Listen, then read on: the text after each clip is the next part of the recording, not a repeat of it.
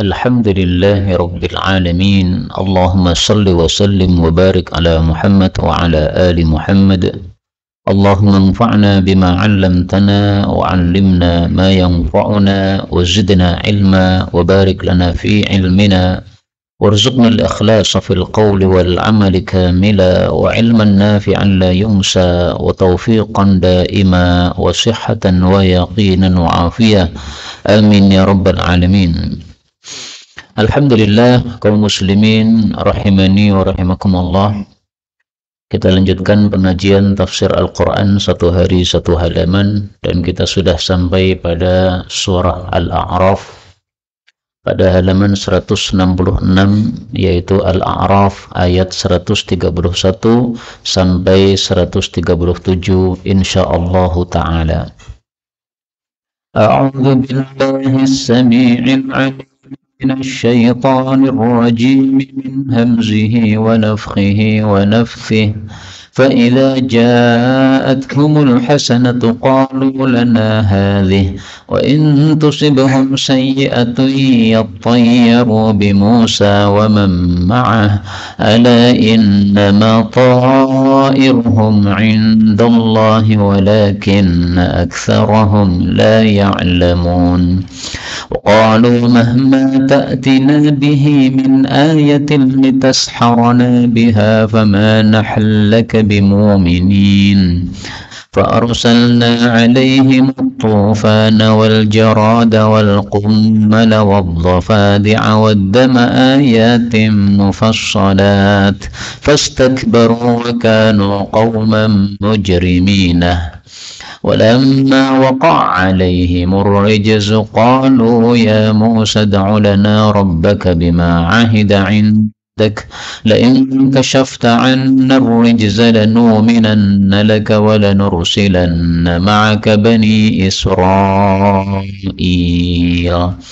فلما كشفنا عنهم الرجز إلى أجل هم بالغوه إذا هم ينكثون فانتقمنا منهم فأغرقناهم في اليم بأنهم كذبوا بآياتنا وكانوا عنها غافلين وأورثنا القوم الذين كانوا يستضعفون مشارق الأرض ومغاربها التي باركنا فيها وتمت كلمة ربك الحسن على بني إسرائيل بما صبروا ودمرنا ما كان يصنع فرعون وقومه وما كانوا يعرشون.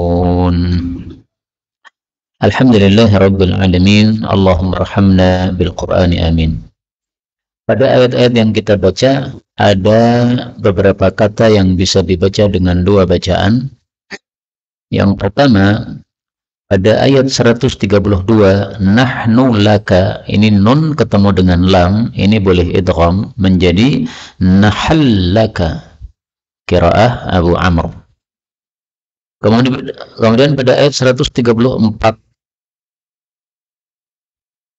ada kata-kata waqa'a alaihim. Ini ain ketemu dengan ain. Ini juga boleh idgham menjadi waqa'a alaihim. Kemudian pada ayat yang ke 137 ya'rishun, ini ra-nya boleh didhammah menjadi ya'rushun, dan terjemahnya setahu saya tidak berbeda sama sekali ya, karena hanya beda harakat saja. Dan ini semua adalah qiraah mutawatirah yang sumbernya dari Sayyidina Rasulullah sallallahu alaihi wasallam, maka semuanya benar. Adapun tafsirnya secara ringkas, Allah katakan pada surat Al-A'raf ayat 131, Fa'idha, maka apabila ja'adhum, datang kepada mereka yaitu kaum Fir'aun dan bala tentaranya, al-hasanatu, kebaikan, qalu, mereka mengatakan, lana hadhih, bagi kami kebaikan-kebaikan ini, wa in, dan jika tusibhum, menimpa mereka, sayyi'atun, keburukan, Yatayyaru, mereka menganggap sial bi Musa dengan sebab Nabi Musa, wa man ma'ah, dan orang-orang yang bersama beliau, yaitu kaum muslimin. Maka Allah bantah, ala ketahuilah, innama, sesungguhnya tiada lain, ta'iruhum, kesialan mereka atau musibah-musibah mereka itu, indallah, di hadapan Allah. Maksudnya Allah yang menetapkan, bukan Nabi Musa. Walakinna, akan tetapi, aktsaruhum, kebanyakan mereka, la ya'lamun, mereka tidak mengetahui. Kaum muslimin rahimani wa rahimakumullah, pada ayat yang lalu, ayat 130, Allah menceritakan tentang Fir'aun dan bala tentaranya yang diuji oleh Allah dengan sinin. Apa itu sinin? Paceklik. Demikian juga diuji dengan naqsim minas samarat, buah-buahan berkurang. Yang biasanya panen 3 kali jadi panen 1 kali misalnya. Ini juga musibah, tetapi lebih kecil daripada paceklik.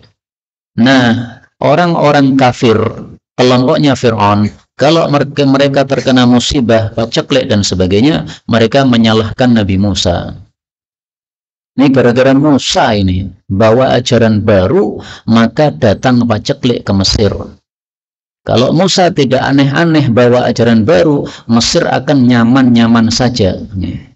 Nah, ini perkataan mereka menyalahkan Nabi Musa alaihissalam. Tetapi kalau mereka mendapatkan hasanah, kebaikan itu sebaliknya, yaitu kenikmatan. Panennya berjalan lancar, hujan turun dengan baik, tumbuh-tumbuhan bisa panen dengan sempurna. Nah, mereka mengatakan, lana hadhih, semua ini untuk kami. Maksudnya kami berhak memang. Kami memang berhak mendapatkan kayak begini. Kami orang-orang baik, maka berhak mendapatkan kebaikan-kebaikan seperti ini. Jadi lucunya mereka atau bodohnya mereka itu 2 kali. Ketika ada nikmat, mereka nisbatkan kepada diri mereka, padahal nikmat itu sumbernya dari Allah. Tapi mereka mengatakan lana hadhih, berarti menisbatkan kenikmatan kepada diri sendiri. Kebodohan yang kedua, kalau ada musibah, mereka menyalahkan orang lain, Nabi Musa dan bala tentaranya. Apa salahnya Nabi Musa? Kenapa engkau anggap bahwa musibah itu sumbernya dari Nabi Musa? Buktinya mana? Enggak ada. Maka Allah katakan, innama ta'iruhum indallah, musibah mereka itu datangnya dari Allah. Tidak hanya musibah, kenikmatan pun juga datangnya dari Allah. Semuanya dari Allah. Semakna dengan ayat ini kalam Allah pada ayat yang lain. Allah mengatakan, qul kullun min indillah. Katakanlah, semua itu dari hadapan Allah.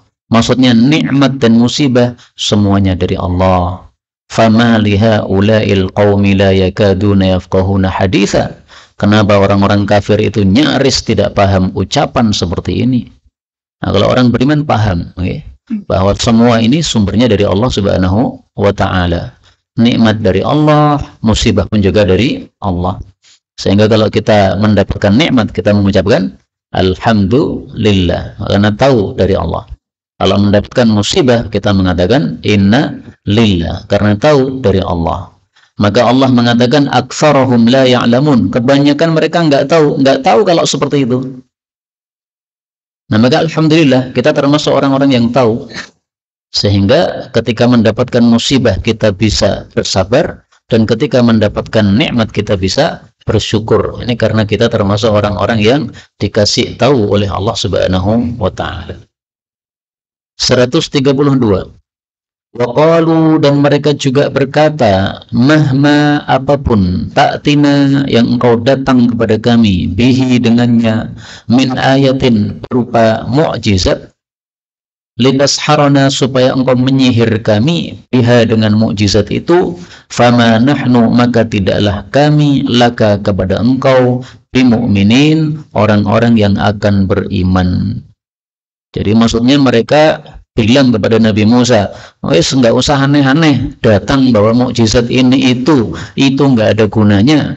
Kami tetap tidak mau percaya sama kamu. Jadi seolah-olah menyuruh Nabi Musa putus asa, udah nggak usah teruskan dakwahnya. Kamu mau dakwah apapun, dalil apapun kamu sampaikan, kami nggak mau percaya. Ucapan seperti ini kita temukan juga pada ayat yang lain. dari kaum yang lain. Disebutkan pada surat Asy-Syu'ara ayat 136 137. Qalu, mereka berkata, mereka siapa ini? Nah, kita lihat sebelumnya ya.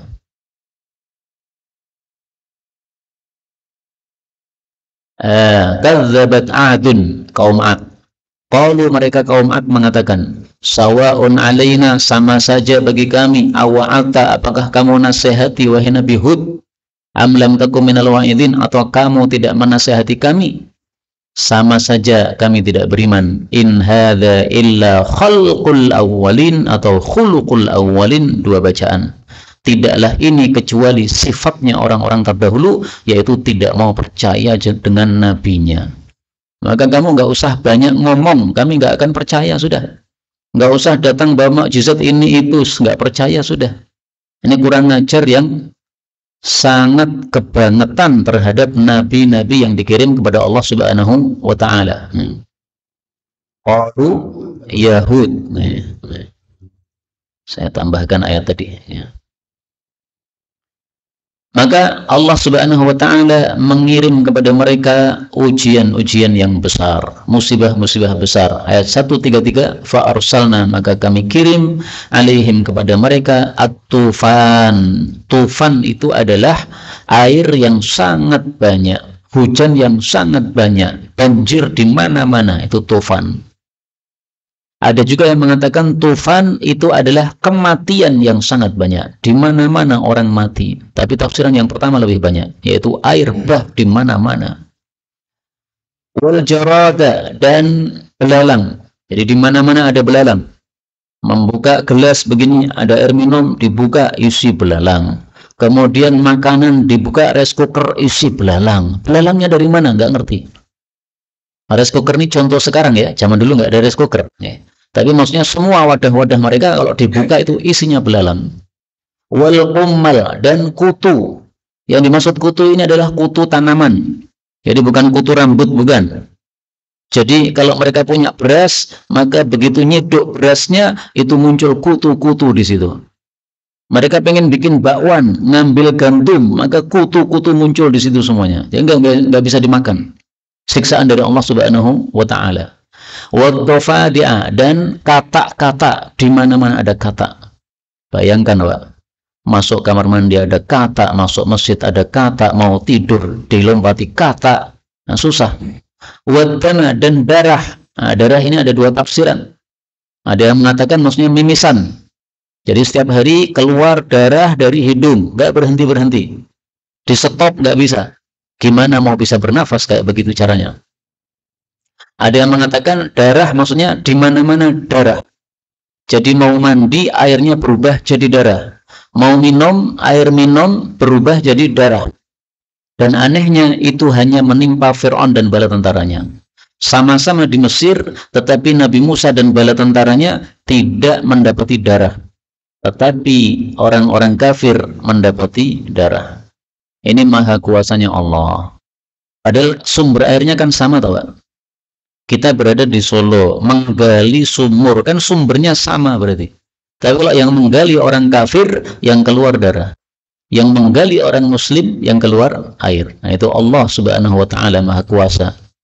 Itu semua adalah ayatin, tanda-tanda kekuasaan Allah, mufassalat, yang dijelas-jelaskan oleh Allah. Tapi sayangnya fastakbaru, mereka tetap sombong. Sombong itu apa? Menolak kebenaran. Sebagaimana sabda Nabi SAW, al-kibru man bataral haqqa, yang namanya sombong itu orang yang menolak kebenaran, wa ghamatan nasa, dan meremehkan manusia. Hadis riwayat Abu Dawud, Muslim, dan yang lain-lain. Maka mereka sombong, wakan, dan adalah mereka qauman mujrimin, kaum yang pelaku dosa. Jadi mereka terus-menerus melakukan dosa, terus-menerus, nggak berhenti. Pada ayat ini disebutkan berapa tanda kekuasaan Allah? 1, tufan. 2, belalang. 3, kutu. 4, kata. 5, darah. 5 ya. Sementara pada ayat yang lain Allah menyebutkan Allah sudah kirim kepada mereka berapa? 9 ayat. Tis'a ayatin. Surat Isra ayat 101. Walaqad ataina Musa tis'a ayatin bayyinat. Kami sudah berikan kepada Nabi Musa 9 tanda-tanda kekuasaan Allah yang sangat jelas. Nah, maka mari kita rinci 9 ini mana saja. Sudah dapat 5. Syekh Zuhaili mengatakan tambah lagi 2 pada ayat sebelumnya, yaitu ayat 130, yaitu as-sinin, paceklik. Kemudian naqsim minas samarat, buah-buahan berkurang. 5 tambah 2, 7. Nah, kurang 2 lagi, kata Syekh Zuhaili, itu yang disebutkan oleh Allah Subhanahu wa taala pada surat Yunus ayat yang ke-88. Ingat-ingat Densus 88.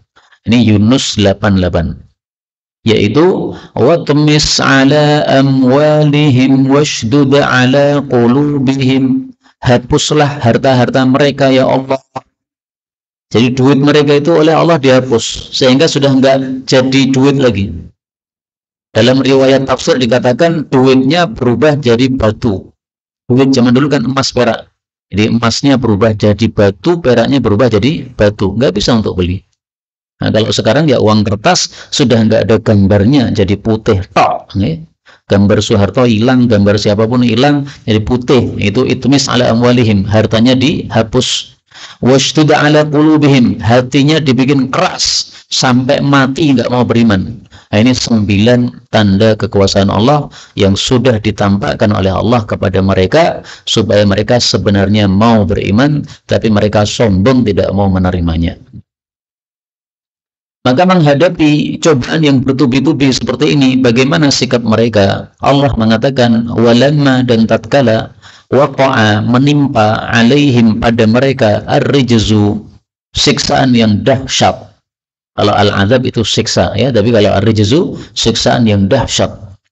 Kalau mereka mengatakan, ya Musa, wahai Musa, ud'u lana, doalah kepada kami, doalah untuk kami, Rabbak, kepada pemeliharamu, bima ahida, dengan apa yang Allah janjikan, indaka, di hadapanmu. Yaitu maksudnya Allah sudah janjikan kalau kau mau beriman maka siksa dicabut. La in kasyafta, kata mereka, sungguh jika engkau singkapkan anna, dari kami, ar-rijza, siksa yang dahsyat ini, lanu'minanna laka, sungguh betul-betul kami akan beriman kepada kamu. Wala nursilanna ma'aka, dan sungguh betul-betul kami akan melepas bersama kamu, wahai Musa, Bani Israel, kaummu, yaitu Bani Israel. Dalam tafsir Ibnu Katsir dijelaskan bahwa permintaan mereka ini bukan di akhir setelah selesainya 5 ayat tadi, tidak. Tapi setiap ada tanda kekuasaan Allah, yaitu siksa untuk mereka, mereka enggak kuat, akhirnya merengek-rengek kepada Nabi Musa. Tolong ini disingkirkan tofannya ini, karena kalau ada tofan kita nggak bisa kemana-mana. Bayangkan loh Pak, banjir setiap hari, mau kemana nggak bisa. Maka mereka minta kepada Nabi Musa, hei Musa, tolong didoakan kepada Allah supaya tofannya dihentikan. Maka Nabi Musa doa kepada Allah setelah minta janji supaya mereka beriman, tapi ternyata mereka tidak beriman. Maka Allah kirimkan jarab, belalang. Mereka tidak kuat, merengek kepada Nabi Musa, minta dihentikan. Nabi Musa doa, tapi setelah itu mereka lanjut kafir lagi. Jadi, walamma waqa'a alaihimur rijz, tatkala siksa datang kepada mereka, ini bukan 5 siksa ditunggu selesainya, tidak. Tapi setiap siksa mereka minta, setiap siksa mereka minta, doa terus begitu. Dalam ayat ini dikatakan, ya Musa, mereka berkata, wahai Musa. Dalam ayat yang lain mereka mengatakan, ya ayyuhas sahir, wahai sahir. Yang dimaksud sahir Nabi Musa. Wa qalu, dan mereka berkata, ya ayyuhas sahir. Ini bukan menganggap Nabi Musa penyihir, bukan. Tapi orang dulu menganggap tukang sihir itu orang-orang yang pinter-pinter. Maka kalau ada orang pinter disebut apa? Sahir. Jadi kalau diartikan, ya ayyuhas sahir, wahai orang yang pandai, orang yang pintar, sebagaimana pintarnya para tukang sihir. Ud'u lana rabbaka bima ahida indak innana lamuhtadun. Doalah kepada Allah dengan apa yang sudah dijanjikan padamu, sungguh kami mau mengikuti hidayah. Tapi falamma kasyafna anhumul adzab, tatkala kami singkap siksa dari mereka, idzahum yankuthun, ternyata mereka merusak janji mereka. Ini disebutkan pada surat Zukhruf ayat 49 dan 50. Kembali ke ayat-ayat tadi, ada 9 ayat. 9 ayat yang dikirim oleh Allah, apakah derajatnya sama? Ataukah ayat yang pertama lebih ringan, kemudian dikirim ayat yang lebih dahsyat lagi? Nah, jawabannya pada surat Az-Zukhruf ayat 48. Wa ma nurihim min ayah, tidaklah kami datangkan kepada mereka ayat illa hiya akbaru min ukhtiha, kecuali yang lebih besar daripada yang sebelumnya. Wa akhadnahum bil adzabi la'allahum yarji'un, kami siksa mereka dengan azab, tujuannya supaya mereka kembali ke jalan yang benar. Jadi bukan Allah itu suka menyiksa, bukan. Allah kirim gempa itu bukan berarti karena Allah itu suka ada kematian, bukan. Allah kirim tsunami bukan karena Allah suka ada orang-orang yang mati tenggelam, enggak. Tapi Allah kirim siksa tujuannya sangat bagus, la'allahum yarji'un, supaya manusia kembali. Kalau kembali maka mendapatkan taubat dari Allah, maka masuk surga bersama-sama. Kemudian di sini mereka mengatakan nursilan nama, kami akan lepas Bani Israel. Maksudnya Bani Israel akan diizinkan untuk keluar dari Mesir, terserah mau kemana, sebagaimana keinginan Nabi Musa.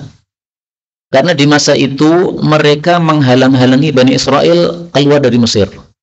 Mesir ini kan di bawah kekuasaan Fir'aun. Jadi perbatasan Mesir itu ada penjaga-penjaganya. Bani Israel mau keluar, nggak bisa. Kalau mau keluar, SIM-nya mana? Nggak punya SIM untuk keluar, nggak boleh. Jadi kalau sekarang kayak paspor begitu, paspornya mana? Nggak ada paspor, nggak bisa keluar. Nah, maka mereka menjanjikan, kalau siksa lenyap, kami akan bebaskan kalian mau pergi kemana saja bersama Nabi Musa, silahkan.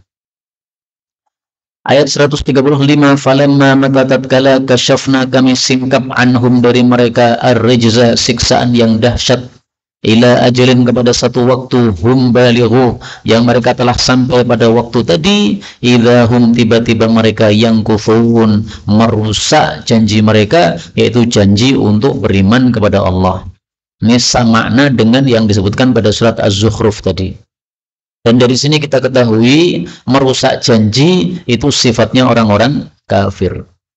Maka kalau kita orang beriman, jangan merusak janji. Sudah terlanjur berjanji, ya sudah, lanjutkan. Maka dalam satu hadis yang meskipun sanadnya dhaif, tapi maknanya sahih, la tumari akhak, jangan debat dengan saudaramu, wala tunasihhu, jangan bergurau, maksudnya bergurau yang berlebihan, wala ta'idhu mau'idan, jangan memberikan janji kepada dia, fatukhlifah, lalu menyelisih janji kepadanya. Hadis riwayat Tirmidzi. Ini dhaif sanadnya, tapi maknanya sahih. Kalau kita sering debat sama teman kita, menyebabkan hati jadi jauh.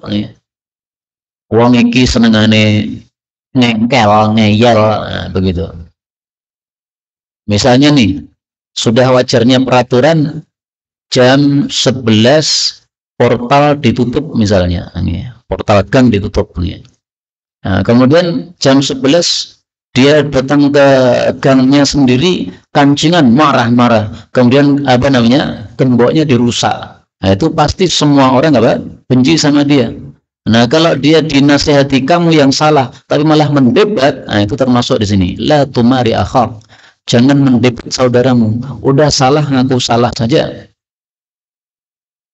Gembok dirusak, ya jelas salah. Ini saya tidak mencontohkan siapa-siapa ya. Ini hanya contoh saja. Seandainya ada begitu, itu jelas salah. Mendebat salah, merusak salah.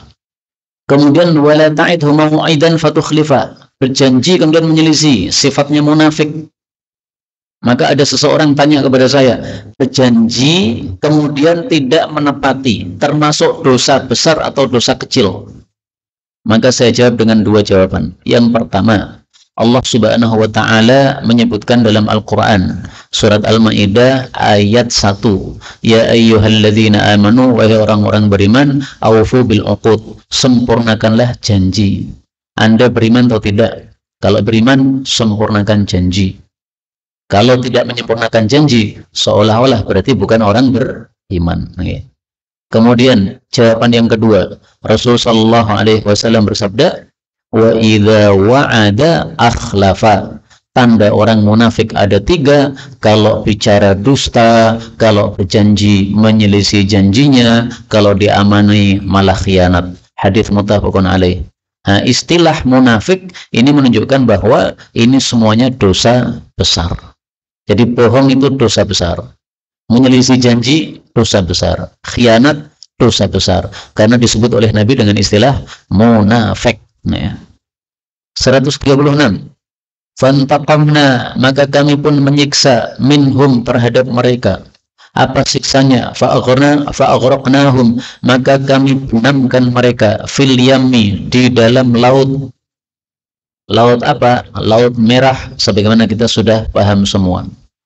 Aghraqna itu ditenggelamkan di laut atau di air. Kalau dibenamkan di bumi, itu istilahnya bukan aghraqna, tapi adalah akhsafna atau khosafna. Siapa Pak yang dibenamkan di bumi? Qarun. Disebutkan pada surat yang lain, yaitu surat Al-Qasas ayat 81. Fa khosafna, maka kami benamkan bihi si Qarun wa bidarihi, dan rumahnya, al-arda, ke dalam bumi. Jadi siksaannya hampir sama, ditenggelamkan. Satunya tenggelam ke lautan, satunya tenggelam ke daratan. Kalau ditenggelamkan di daratan namanya khosafna, kalau ditenggelamkan di lautan namanya aghraqna. Dan ini menunjukkan bahasa Arab itu kaya, tidak seperti bahasa Indonesia. Kalau Indonesia tidak membedakan, ya. Tenggelam di laut disebut dibenamkan, tenggelam di bumi juga disebut dibenamkan, sama. Nah, maka bahasa yang Arab lebih bagus. Kenapa mereka ditenggelamkan? Bi'annahum, dengan sebab mereka itu kadzabu, mendustakan, biayatina, ayat-ayat kami, wa kanu, dan adalah mereka, anha, dari ayat-ayat kami, ghafilin, orang-orang yang lalai.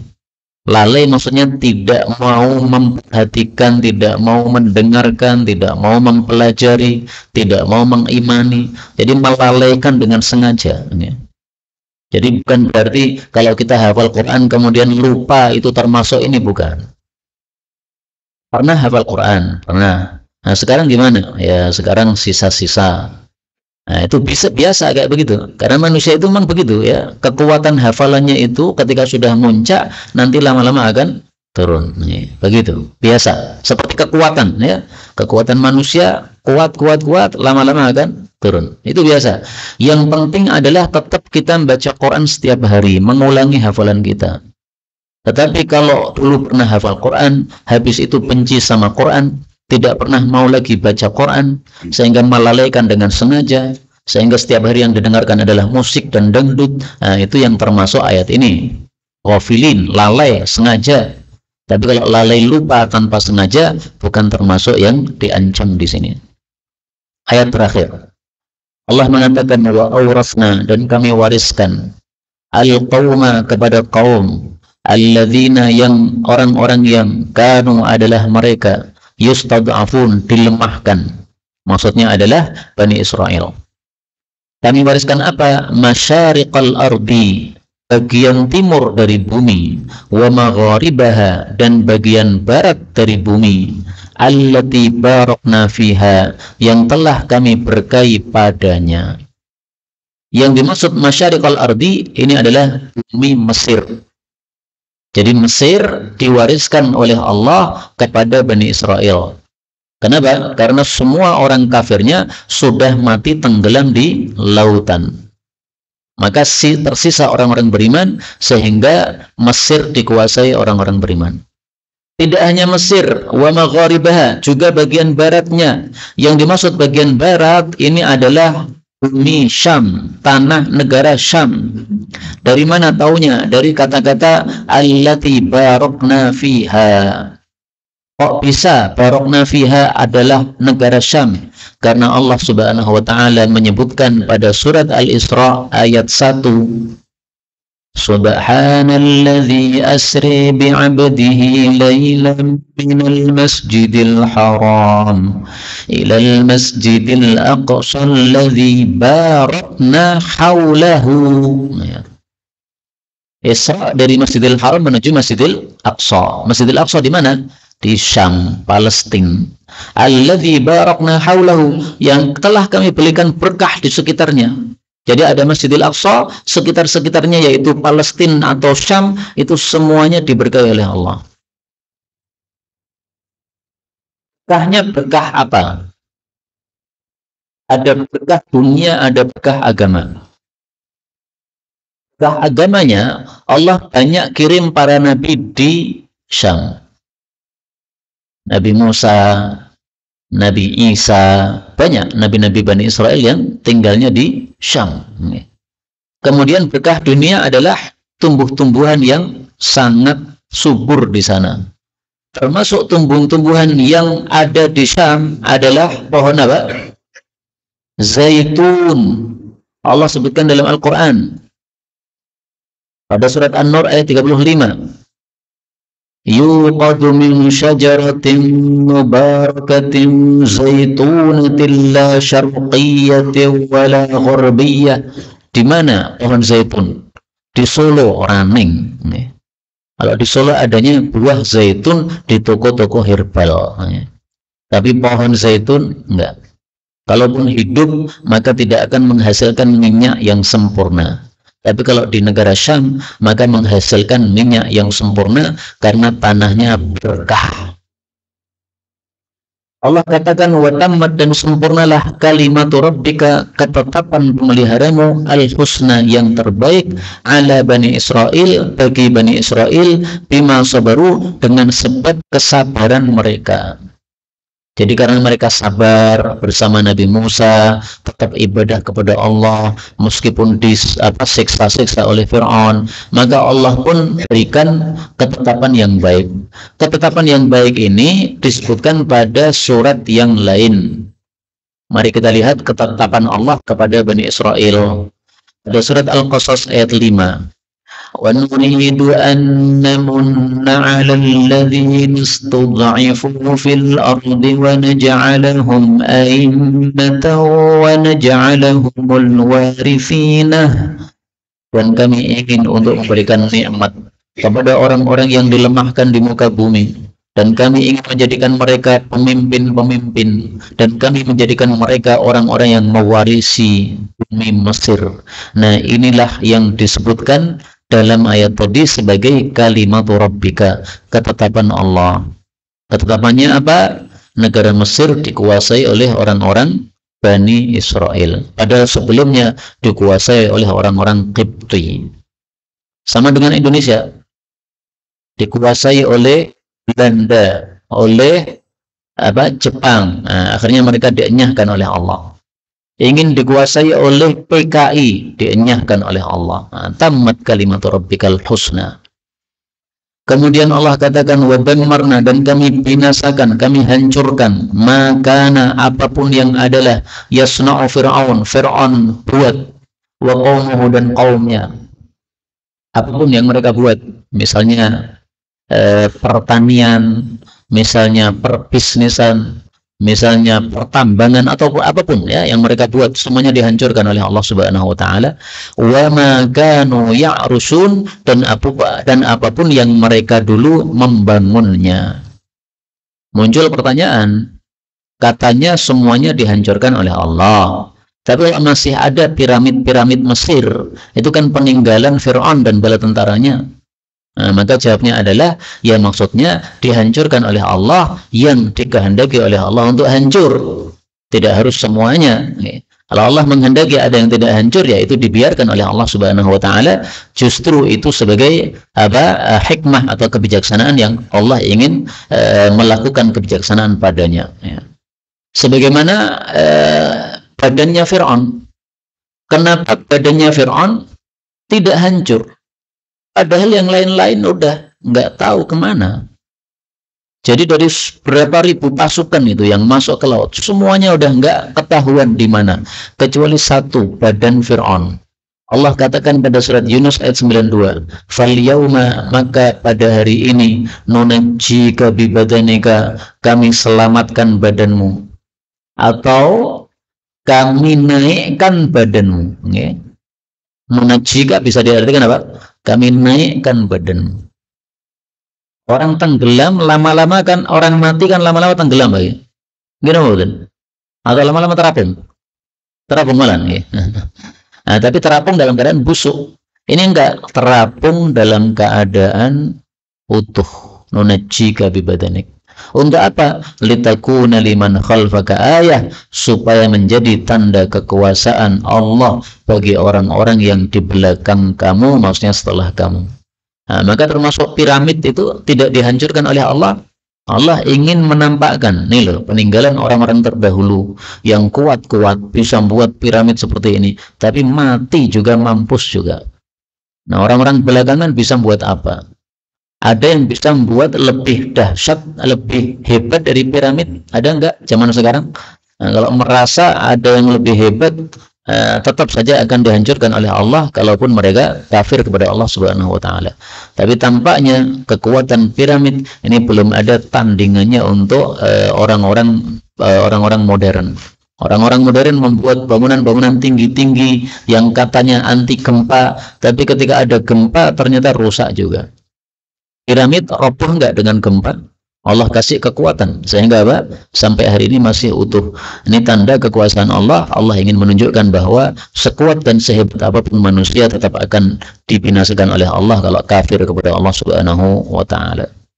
Ini sudah kita pelajari pada pertemuan kali ini. Ayat-ayatnya memang tidak banyak sehingga masih ada sisa waktu sekitar mungkin 2 menit nih. Kalau ada pembahasan dipersilahkan. Wallahu a'lam bishawab. Alhamdulillahirabbil alamin.